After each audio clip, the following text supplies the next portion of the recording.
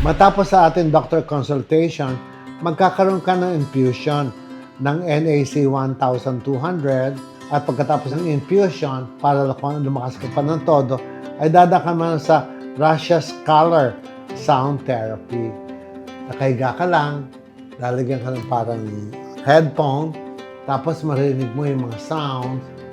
Ayun pala, sinusukat na niya yung mga inflammation sa utak natin.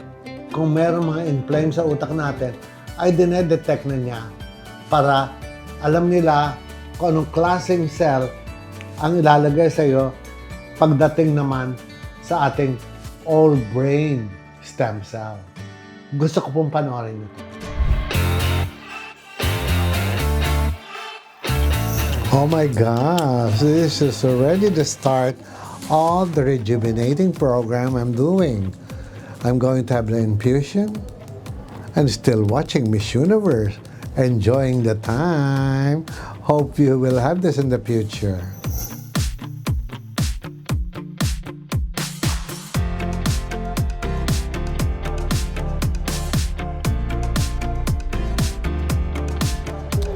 Enjoy the food. Nako, ito naman talagang stem cell therapy. Napaka-espesyal.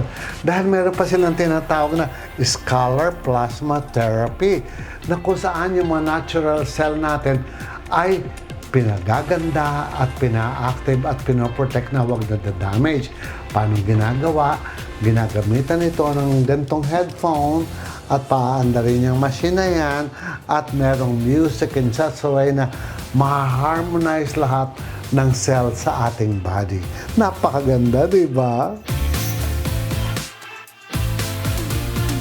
At ito ang pinakamaganda. After all the treatment na gagawin sa inyo, ang pinakapanale, naku, isang napakagandang facial na kung saan ililip yung mukha nyo, nagagamit sila ng Ultra Former Light na kung saan magta-tighten yung skin sa mukha nyo at ang kalalabasan nyo ay ganito na kayo kaganda.